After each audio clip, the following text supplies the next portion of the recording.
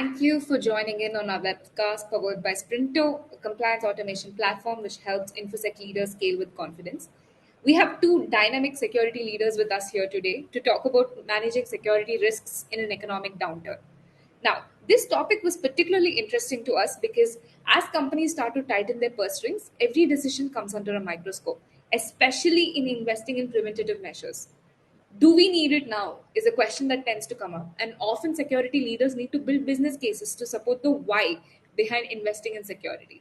And that's not the way businesses can scale with confidence. So today we have with us, I'm just going to bring them on stage, both Tim Jerzat, the VP of InfoSec at Pantheon Security, who has previously spearheaded security roles at Seismic, PlayStation, and ID Analytics. He's got more than a decade of experience in strategizing and executing security across geos.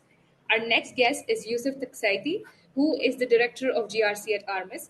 A seasoned security professional, he's got experience in interfunctional communications to drive security goals.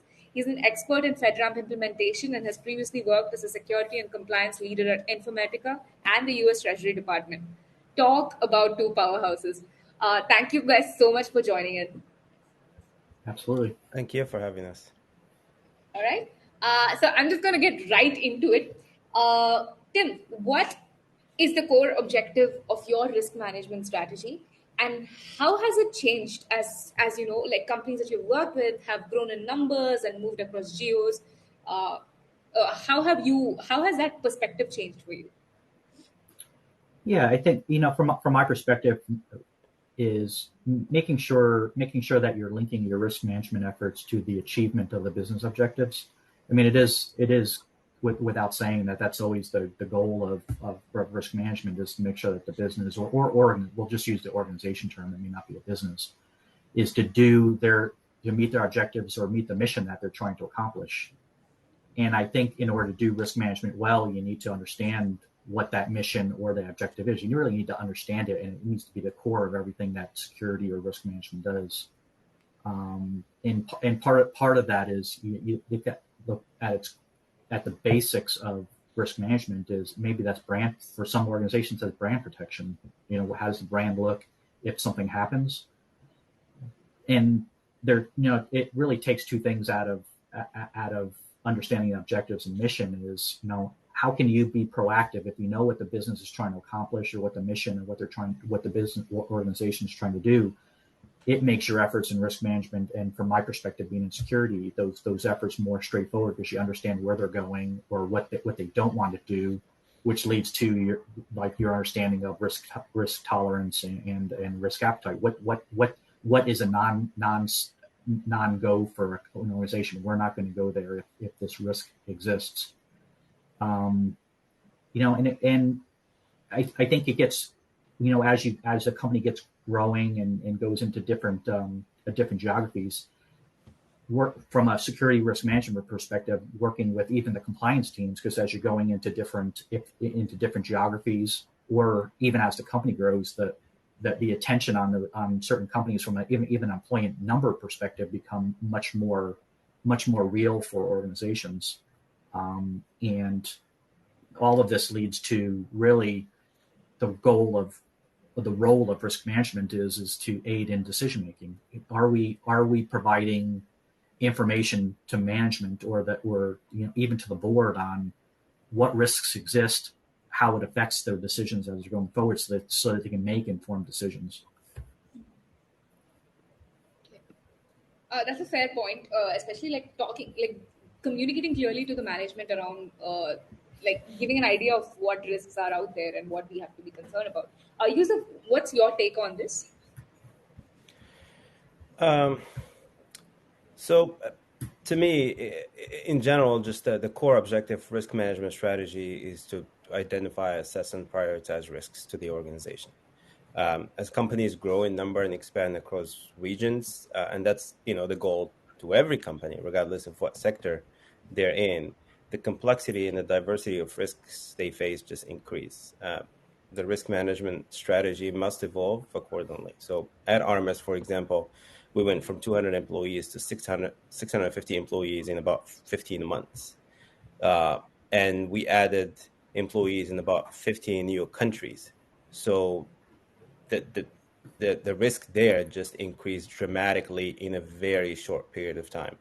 So the number of times we had to go back to look at potential risks was almost on a monthly basis.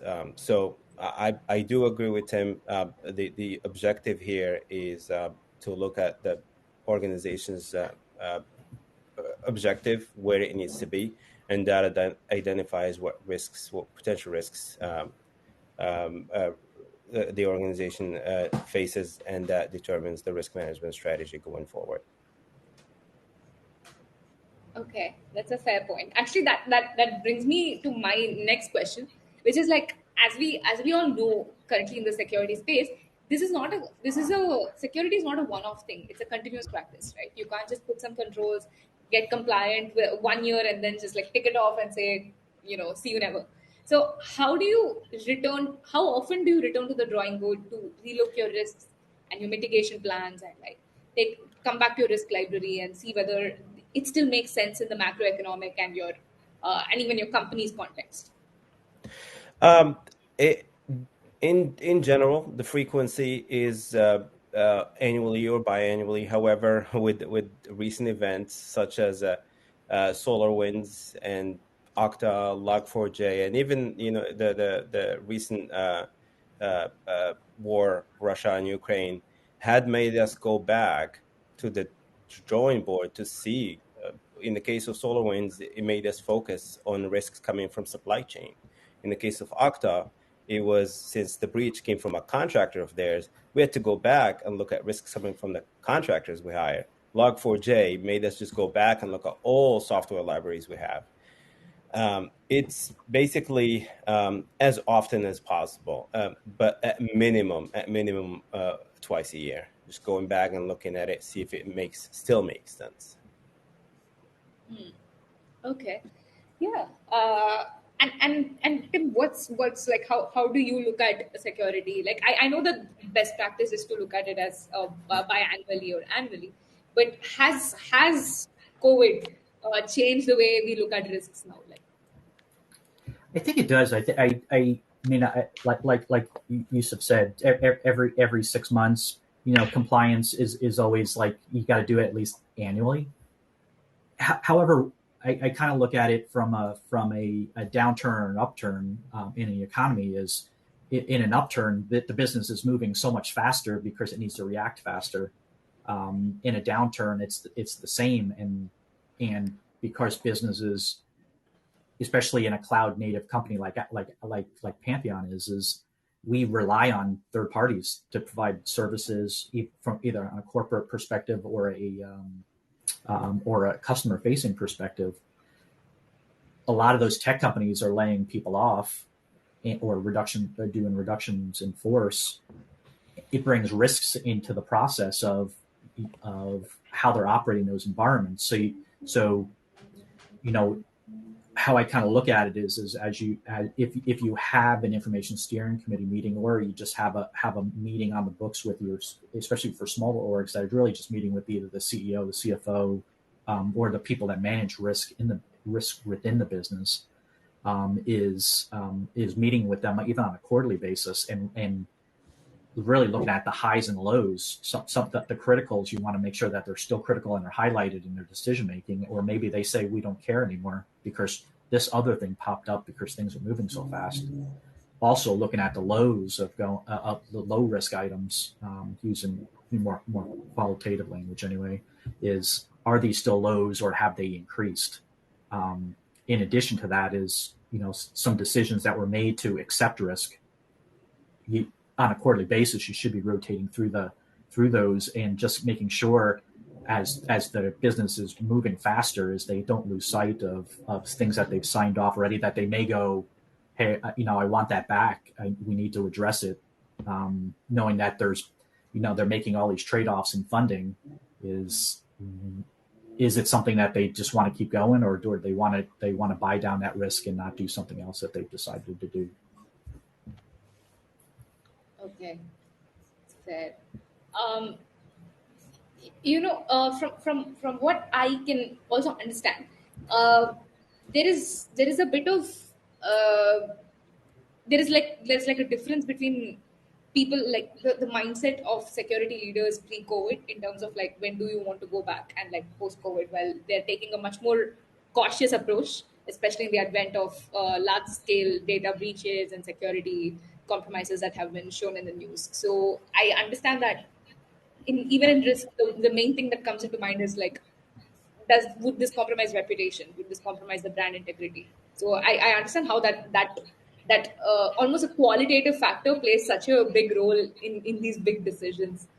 Um, so when it comes to when it comes to understanding incidents response, right? So Yusuf, what is your advice on like devising such a response strategy, and what are the main points that you think need to be covered in it? Definitely. So the first thing when it comes to incident response strategy is to develop a well-rounded incident response plan, right? That outlines the roles and responsibilities of the incident response team, procedures for incident detection, analysis, containment, and so forth. The next thing is to obviously identify and train incident response team members. Identifying and prioritizing critical assets plays a big role because it identifies the areas of most risks when it comes to the organization. So that's basically about developing and maintaining an incident response plan. One of the few things that I focus on with my team is to conduct regular tabletops just around attack scenarios and greatest potential for material impact and brand reputation. We conduct monthly tabletop exercises. We get creative, right? We have team members come up with attack scenarios and submit them, and we rotate through them, and we continuously train our incident response team members in different areas of or different potential compromises, and these are not known. We trigger an incident response test without letting anyone know, so every member of the team is always ready to go in case of an incident. So developing a well-rounded incident response plan, training incident response members, and definitely always testing that incident response plan and making updates where it makes sense. Okay, okay. And Tim, what has been your experience with this, having worked in like giant companies and like mid market and scale up companies? What's been the difference? So Yeah, I think.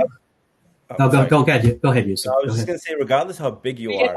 are, you're always going to be under attack. You're always being scanned. Someone is always looking at your network, trying to figure ways in, whether you're a small shop, whether you're a giant company. And that's why just having a good incident response plan and good monitoring in place and team members that are ready to go is very important. Sorry, Tim, go ahead. Yeah, no worries. I completely agree. It's regardless of size, you need to have an incident response plan and processes, and you need to test them. I think from my experience working at smaller organizations, you're probably not resourced for it. So testing it and having everybody experienced and doing it becomes, I wouldn't say more important, but you need to have regular testing, regular meetings related to incident response, so everybody knows who's responsible for it. I think from a smaller company's perspective, it's keep it simple. Most of the time in the smaller organizations, you're building those processes out, and sometimes perfection is the enemy of good enough. Is if you develop a plan, and what I'm always advocate is just like true journalism, it's the who, what, where, when, why. If people know who's going to do something, who they're going to communicate with, what they're going to do, when, how do you document it, and then like Yusuf said, go back and test it, and then you have a continuous improvement loop. Lessons learned for a small company, even for big companies, is key to having an actionable incident response process. But if you don't, if you just get in this process of just testing, but you don't capture the, what this didn't work quite right, and you start dialing in, going, hey, we either don't have something that we need, we don't have the expertise on our team. Yeah, incident response retainers are a good example. Is if you don't have the expertise to do digital incident response, you need to at least account for, if this comes up, what are you going to do? So I think it's and then if you look at bigger companies, you'll have more resources to deal with it, but with more resources doesn't come ease. It adds more complexity. So you still got to test, because people have to know the distinctions of what their roles really are. Okay.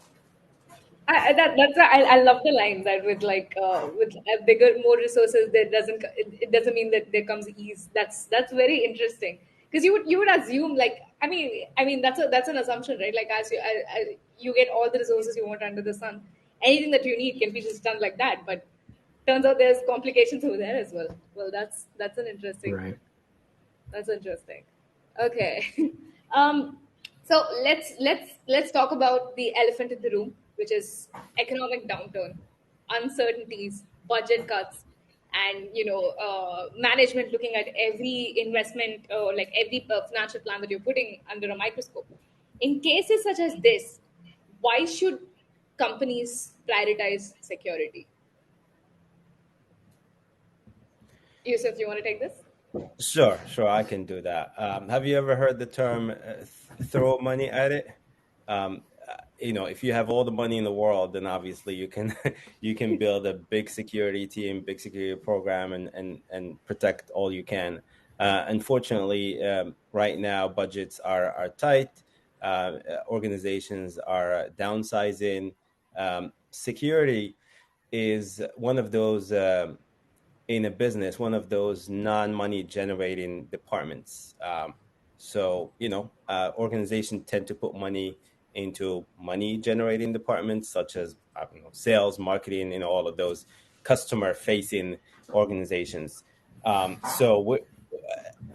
Security teams are left with a smaller budget. However, we are tasked we're responsible for protecting the brand. We're responsible for maintaining a security organization security posture, maintaining security programs such as SOC 2, ISO, and all of that. So security becomes at least in our organization, in Armis, security, we've positioned it in a way that it helps generate money. It helps sales organization. It enables sales teams to sell into new verticals.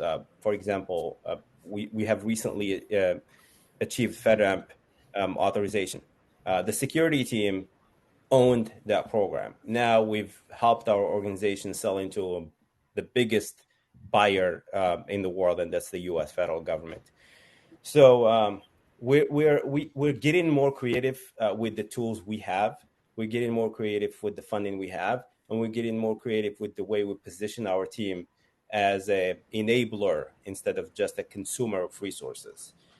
So I have, I'm not proud to say this, but I have gone back to sales and said, "Hey, do you want PCI? You have to pay for it. Right? It's not coming out of my budget. You want it? It's going to help you close the deal. That's fine. I need money for it. So I pull as much money for my budget as possible from other teams to help them achieve their goals." That's exceptionally interesting, because one of the things that we found was a pain point for companies, especially when they were scaling up, was that compliance becomes a roadblocker. They're like, "Oh, I need this in order to get this big ticket deal. I don't care, just get that done." So I love that. I love that you took an advantage of that. I That's do. great. I do, and it's one of the things I love about working for Armis. If we can achieve it, we have so many certifications. We're continuously collecting evidence for audits that if someone comes and requests a new one, most likely we've already met 80% of the controls. We have evidence to support 80% of the audit. So we get money out of them to pay for a consultant, to pay for the assessment. We've already done majority of the work, and we take the organization through that assessment. We achieve that compliance program or that compliance certification or attestation, and my team pockets the rest, right? We use it to buy more tools. We use it to hire more people. We get creative about funding within Armis. That is so cool. Tim, I would love to hear your take on this. Like, we just got some gold from Yusuf. Yeah, I think. I mean, I feel like Yusuf touched on it a lot, which is one is any of the measures that we propose need to be related to a business objective. What are we trying to solve? Especially from a like we both work for service organizations. We're selling something, and your sales teams or your support teams will always be coming to you for, I need this fill in the blank certification in order to get this deal over the line. And we want to help, but there needs to be a business discussion on, are we going to spend $50,000 to $100,000 on this certification for a deal coming in for for $10,000 or something like that. Those business decisions on where the limited resources that security has, where are they going to? Are they going to go through a certification that that's not going to pay for itself per se? So that's one area of it. The other portion of it, I feel like is, you're having those conversations or the trade-off conversations with the business to go, that $100,000 that you would pay for the certification can go to a real risk mitigation effort on, maybe we need to update our malware detection. We need to do, cloud security posture monitoring, fill in the tool. But it does, but with the downturn and the constraints, I like Yusuf's comment about being creative about how you fund certain activities you're trying to do. Sometimes it's, going more open source for tooling that you're trying to accomplish it, which does bring up its own risk. So you've got to have a good understanding on where that risk lie of the new things you're trying to pull in, because that adds, subtracts, and sometimes levels the risks that an organization is facing. But it is a little bit of, like the basis of risk management, you're always level setting with the business to say, if you don't do this, this happens. So it's, and always to remember that there are, while in security we tend to face on the negative side of risk, there is a positive side of it, which is if they don't do this, they're going to do that. Interesting.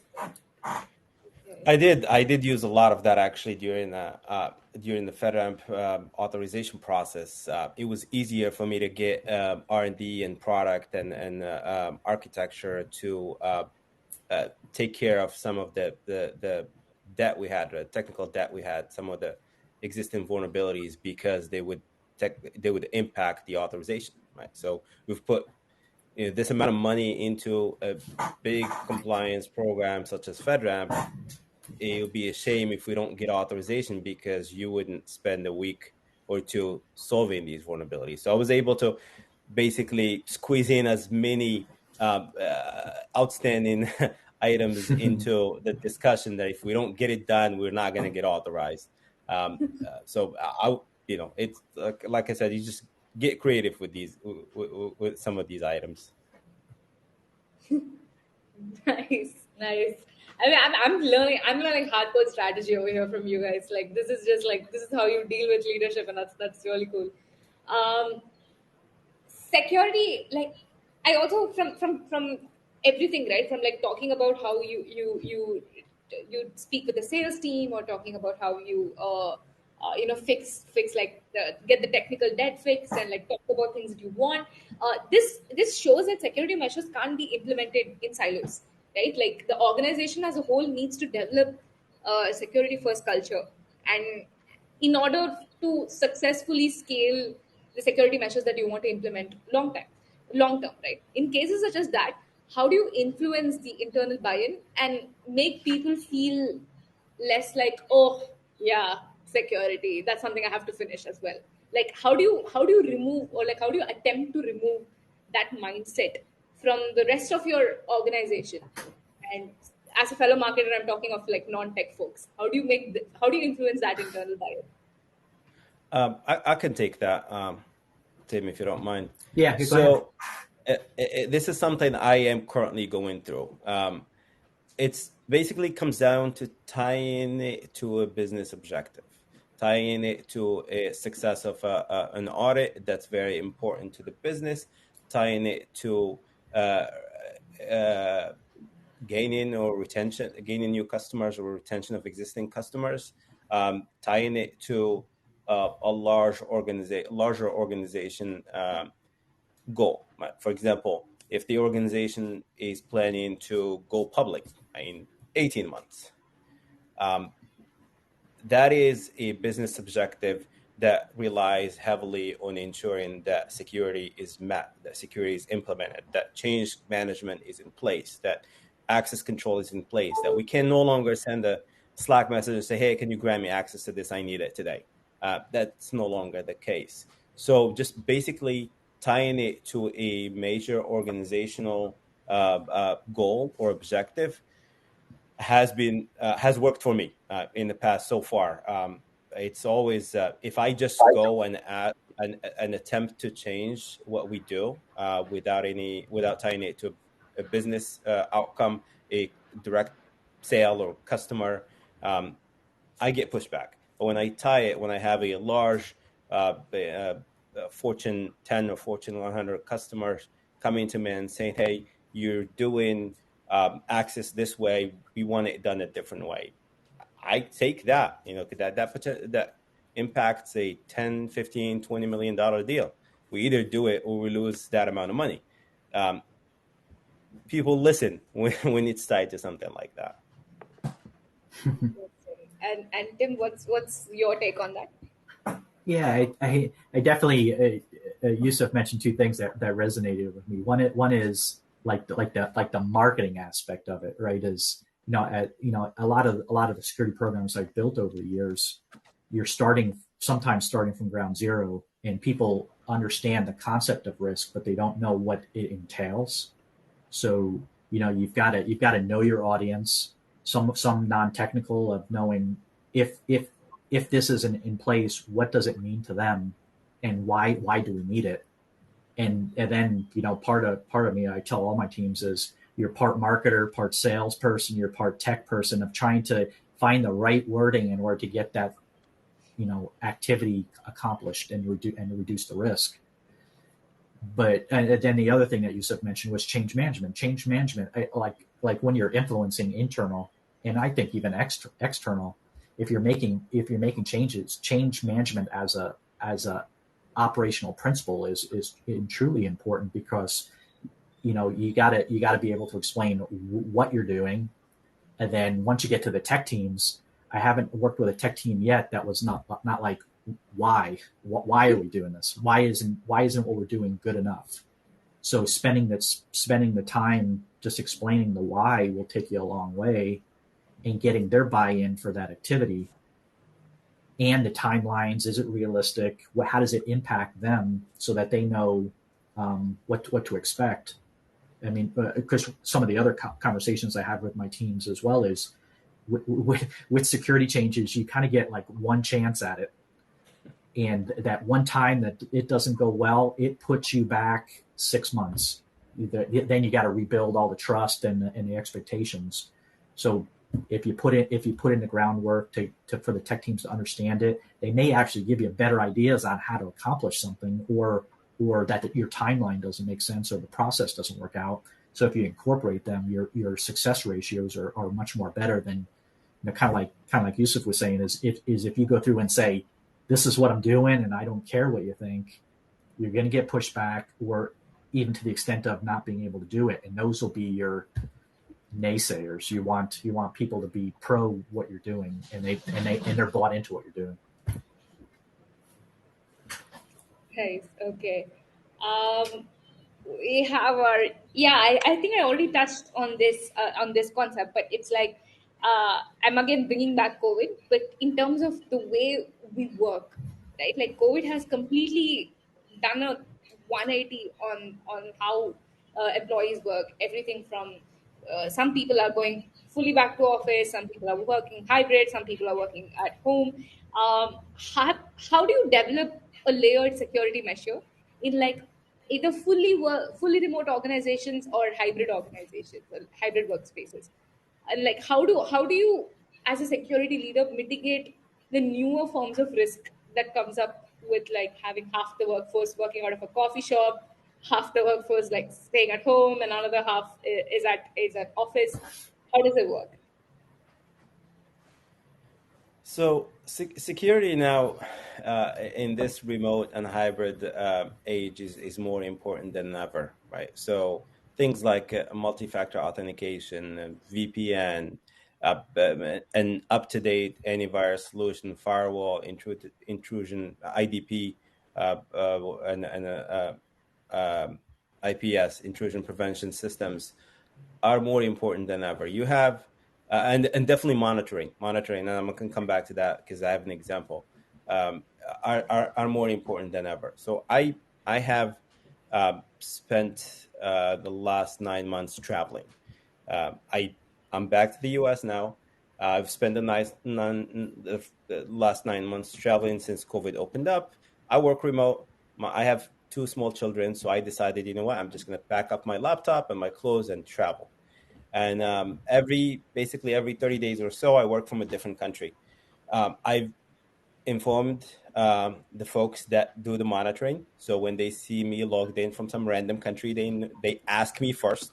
But I forgot VPN turned on once, and it came in. It showed up in the logs that I logged in from a country I told them I wasn't in. The first thing I got was a call from a team member saying, "Hey, we just wanted to clarify, make sure it's you." They were getting ready to suspend my account to do some investigation. They reached out first. Fortunately, I remembered that it was my mistake. I explained what it was, but the point I'm trying to make is through monitoring, they discovered something that didn't look right to them, and they acted on it. Um, Going back to what you said about people working out of coffee shops, VPNs are very important right now. Just ensuring that traffic, that communication from where it's coming from to where it's intended to go is protected. Ensuring that all end user workstations are managed through some sort of centralized system such as Intune or Jamf or something like that, and that updates are pushed on a regular basis as soon as they're available. Systems are regularly patched. Network segmentation is in place to ensure that if a machine is compromised at home, that the bad guy doesn't make it to where they shouldn't be.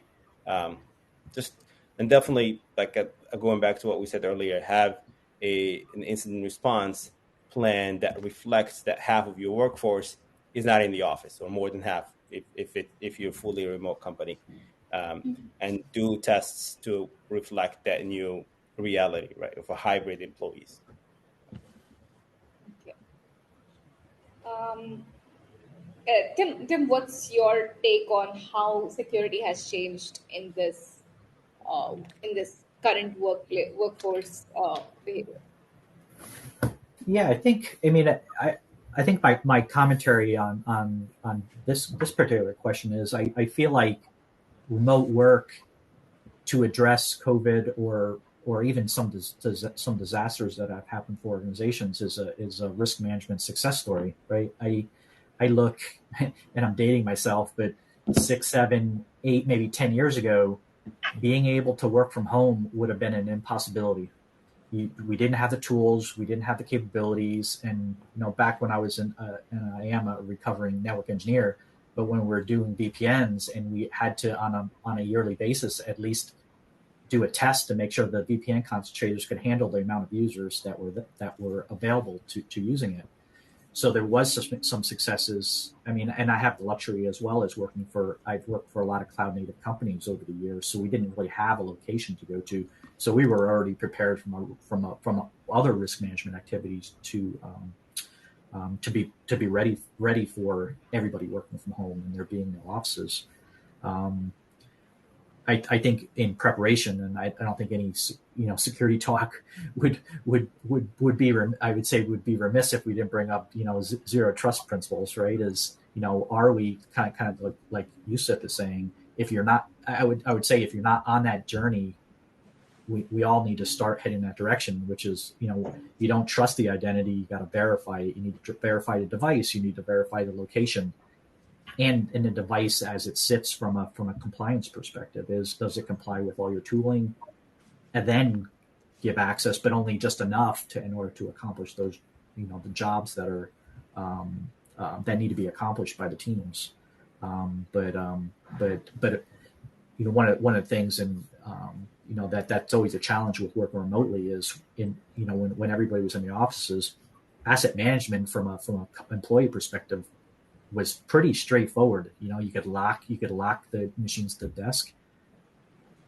Asset management as you get more remote is more challenging. So your ability to know what a machine that asset looks like at a certain point in time, in addition to asset management from a more theoretical perspective of cloud providers and how they look on an ongoing basis, becomes much more challenging. And that's where everybody's going to. And that's what helped, I think, a lot with our reaction to COVID and everybody working from home, is just the vast amount of cloud software as a service type capabilities. Well, one thing to add, and that's just user training. Your basic security awareness training is no longer sufficient. Bad guys are getting smarter. They're getting younger. They're getting more creative. And just the basic security training where users just click next, and they're done in 10 seconds are no longer enough. So organizations need to look at that in a different way. Look at developing better training, look at ensuring that doing regular trainings, including phishing campaigns, and just basically ensuring that users are prepared for this new age. I spoke to a training vendor not too long ago that has the solution I thought was very, very good. It's a solution that just follows you. It doesn't read what you're doing, but it follows what you're doing in your machine. And it makes you double and triple think before you do something you shouldn't be doing. It's not a training that you sit through. It's basically something similar to that little paper clip that they used to have in Windows not too long ago. I think 20 plus years ago. Something similar to that. It just follows you through your daily work, and every time you try to click a link, it doesn't allow you to click it before it checks with you that that's what you're intending to do, and it basically gives you a paragraph here and there about what it is you're trying to do. So it trains you as you go. It just builds that habit in you to think twice before you take an action while on a computer or on a network. I like that. I like the idea that it's just like are you sure you want to click this? It's kind of that. And it doesn't just say, are you sure? It gives you a paragraph explaining why it's making you think about that twice. So it's training you as you go every day. Every time you turn on your machine, every time you log in, it's looking at what you do. It's pushing you to think twice before you do whatever it is you're planning to do. That's interesting. I love the idea of that. Like I like that, like security that's also continuous. So that's a very interesting idea to have. Okay, the writing. I'm just writing notes to Girish just to pass it on to him to add these things. um, so I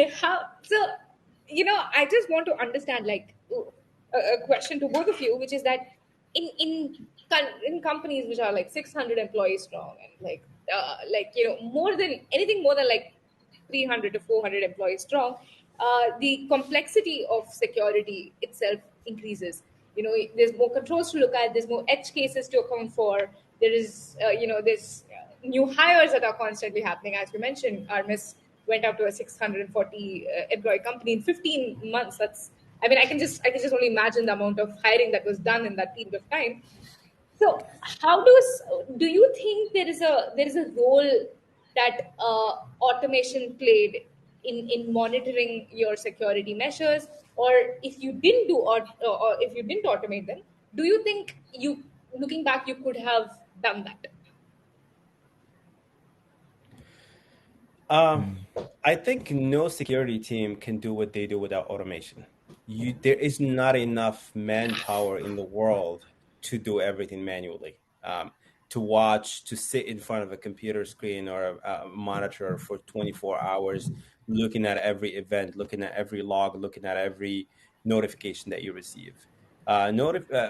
Automation is the key to a strong security program. A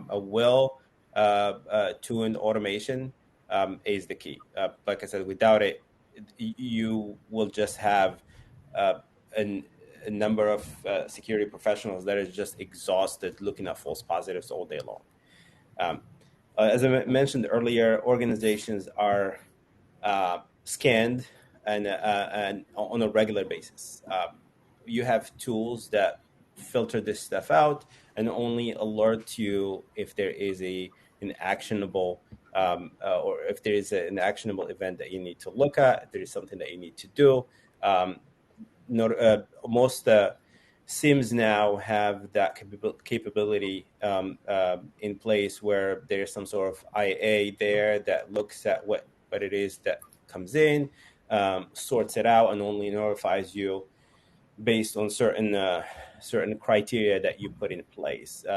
Even in compliance, right? Without some sort of automation in evidence collection and continuous compliance and monitoring, you can't sit there and handhold and look at systems on a daily, regular, weekly, just on a regular basis to ensure that compliance is still there, that it's continuous. You can do reviews on a monthly basis, quarterly basis, annual basis, but without automation, it's not going to work. Okay, and then? Yeah, I totally agree. When Yusuf was saying about security teams, you'll never have big enough team to do manual processes. You just won't. And I think you're pretty much your ability to create what I would call more policy enforcement points is adding back in monitoring to automation is being able to see something's out of compliance and put it back almost immediately, and reduce that time where it's non-compliant, or that it basically you look at the problems that AWS had with the S3 buckets, probably even still now, is people putting S3 buckets on the internet that are open, and security teams getting notified them a couple of days later, and then trying to close them down. Is being able to monitor them and say they're out of compliance and putting them into a state that you expect them to be. And you go no further than like patch management. Easy enough now with corporate systems like Windows and Mac devices of being able to push updates to them and make sure they get updated. But in like cloud-based systems where you're creating more of you're changing the paradigm on traditional vulnerability management, which in the old days was security scans and sends a 300-page, audit response to engineering teams and say, hey, fix all this stuff. In a new next generation, deployment model, you can get in early and say, hey, this is what the base image needs to look like. Whether you call them a bakery model or a factory model, is you patch even on a monthly basis, so at least stuff's current as of a month ago, instead of having to inject new work into the teams to say, hey, patch this thing, that they go, well, we can't patch it because it's going to break everything else. So I do think that monitoring and automation go together. It's fine. You see something you monitor for an expected state, use automation to make sure that it stays at that expected state. Okay. Before we go to the final question, I have a question that just came up. It's a yeah. I'm the tech leadership at a fintech company around 300 to 350 employees in size. We got our SOC 2 and ISO already done. Exploring PCI. Any other compliance frameworks that you would recommend? Fintech. So it really it's going to depend on your target customers. I'll use an example. Armis is pursuing PCI right now, but it has nothing to do with credit card data. It doesn't hold credit card data. It doesn't process it. It doesn't store it. However, some of the big banks out there that are current customers and prospects ask for it. Makes no sense. I mean, there is really no need for us to have it since we don't have anything to do with credit card information. However, it's kind of something we need to close the deal. I'm currently using basically a solution, an in-house solution that allows me to see the controls that I've met for all the existing frameworks I have, and helps me see what it is I can get to with minimal amount of effort. So if my goal is just to achieve the next compliance framework, then I start with the gap analysis on the big ones, the big frameworks out there, to ensure that what I have in place right now gets me close to the next one I go after. So if you have ISO 27001, maybe you can try for ISO 27018. That's the privacy portion of ISO 27001. It's very easy. It controls the additional controls that you're supposed to meet. If you have anything to do with PII are minimal. So that's an easy target. The same assessors that do ISO 27001 will just add the additional controls and assess you for both at the same time. Okay, I hope that answers your question. You can feel free to ping me on LinkedIn as well if you have any follow-ups for that. There was also okay. There's a funny one. So there's a question that's just for both of you. What has been the most nerve-wracking audit story for you when you were, what has been the most nerve-wracking audit story?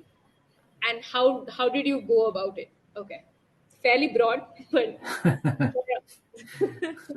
I can start. So I without naming any names, I joined an organization, and I found out that the organization had an ISO 27001 and a SOC 2, and they were due for reassessment in 2 months.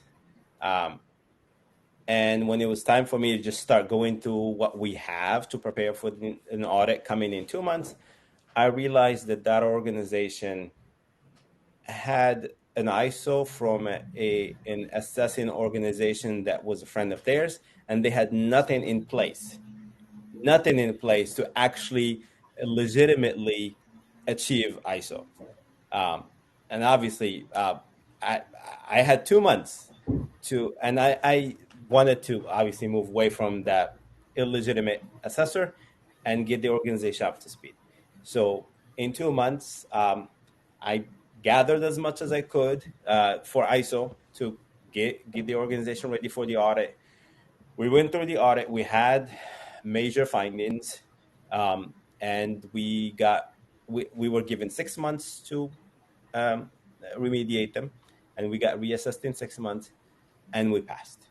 So when you come into an organization thinking that they're good where they are, they have ISO, they have SOC 2, so they have some things in place, only to realize that they had nothing. It was an actual ISO certification, but it was issued by an assessment organization that knew the founder of that company. So it was one of those situations that you want to get away from as fast as possible. Wow. Tim, are you going to top that? No, I can't top that. The closest I can come, when I first got into security, I was working for an organization. I was doing both PCI DSS and SAS 70 at the same time, which was precursor to SOC 1. And rolling into that brand new, and I think when you're new enough into the field where you trust implicitly the auditors to know exactly what they're asking for and what they're actually doing, they say there's all these problems and you react to them. Well, they say this needs to be replaced and we need to do exactly that. I think after doing this for probably for the last 12 to 15 years, you need to have a healthy relationship with your auditors to go, that's not right, and it doesn't say that in the framework that's required, or you're interpreting it wrong. Good example is working at organizations that are responsible for Sarbanes-Oxley. You'll have IT auditors come in that don't even know your systems, how you're doing your manual controls, etc. So when they put something in scope for SOX and you're like, it's not in compliance, you need to be able to explain to them why you believe it's not to, and have that professional conversation with them of that is not correct, and just not take the auditor's word for either one, it's a finding, one, it's a non-compliance, or they're pulling in stuff that is traditionally not in scope for your audits. So I can't top Yusuf's story, but in my experience, it's been a lot over the past 12 to 15 years. It's been a learning of you're in a conversation with these auditors, and while you'd never expect them to even implicitly expect them to walk away from their ethical requirements, is they have to be able to explain to you why something's in a certain way, and to defend it just as much as they're expecting you to defend your environments.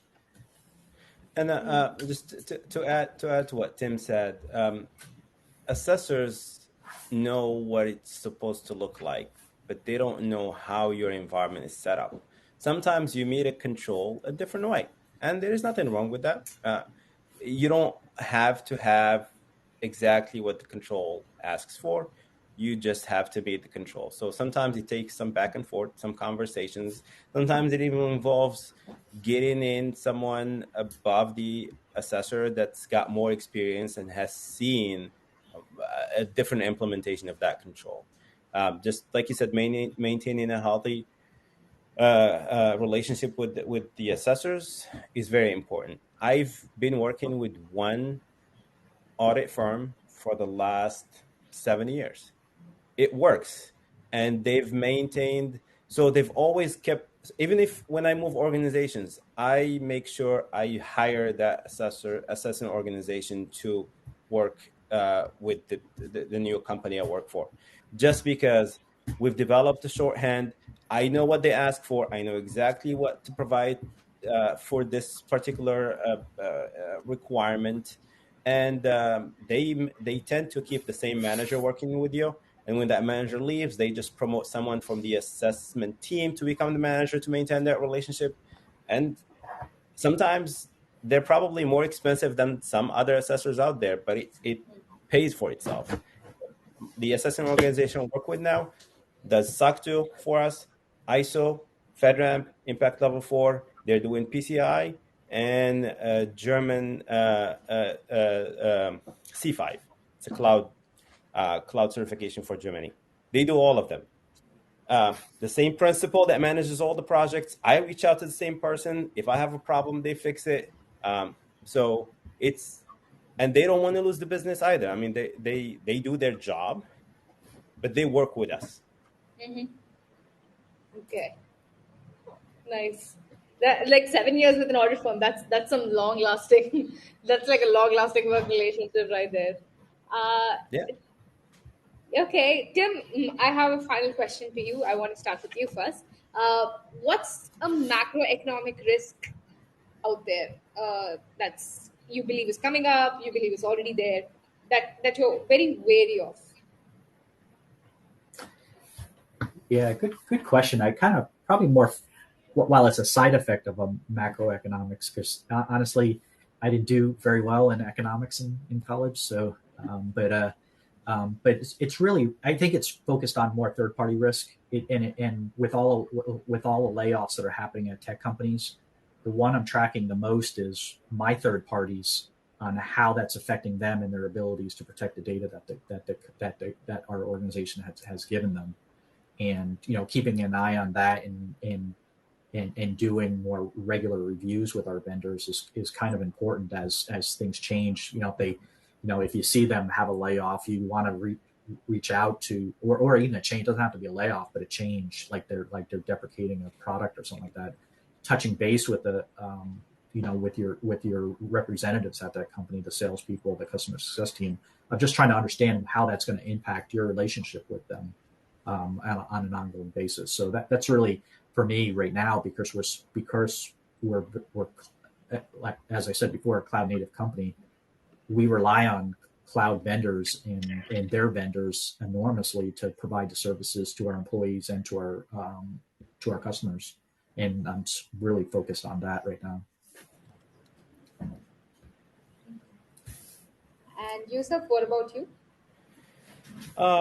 The biggest one that, quite frankly, keeps me up at night is the current geopolitical issues in Eastern Europe, and especially as it relates to cyber warfare, right? And the state-sponsored threat actors. We are seeing, just between the time that the Armis's name got listed on the FedRAMP marketplace, which happened about 2 months ago, to now, the amount of traffic coming in from Russia and just that general area altogether had gone up more than 15 times. We're monitoring certain areas, and now, because we're listed on a U.S. government marketplace as a U.S. government servicer, they want to use us as a way into the U.S. federal government system. So that is in addition to what's going on with COVID and the slowdown and potential recession, the geopolitical issues in Eastern Europe are the ones I'm tracking. Yeah, it's always a sobering reality to remember that we are all not separated in states. Like smallest thing in the furthest corner of the world will always come back to affect every aspect of our economy. Uh, with that fun thought, I just wanted to wrap up the session. Uh, Thank you, both Yusuf and Tim, for taking the time to be a part of this. I personally speaking, I really learned a lot from this. Not only having an idea of how security leaders think and execute, but also how you look at security as a function in a growing organization. So thank you so much for sharing your insights. Of course. And for the rest of you guys, thank you for watching. I have added links to Armis and Pantheon, and of course, if you want to reach out to Tim or Yusuf, I have also shared their LinkedIn profiles. Please reach out to them if you want to take the conversation further. And yes, as always, Sprinto is committed towards helping growing startups automate their InfoSec requirements. So if you'd like to reach out to our compliance leaders to understand how we do what we do, click the banner on the top right corner to get started. Thank you so much, everyone, and have a really nice day.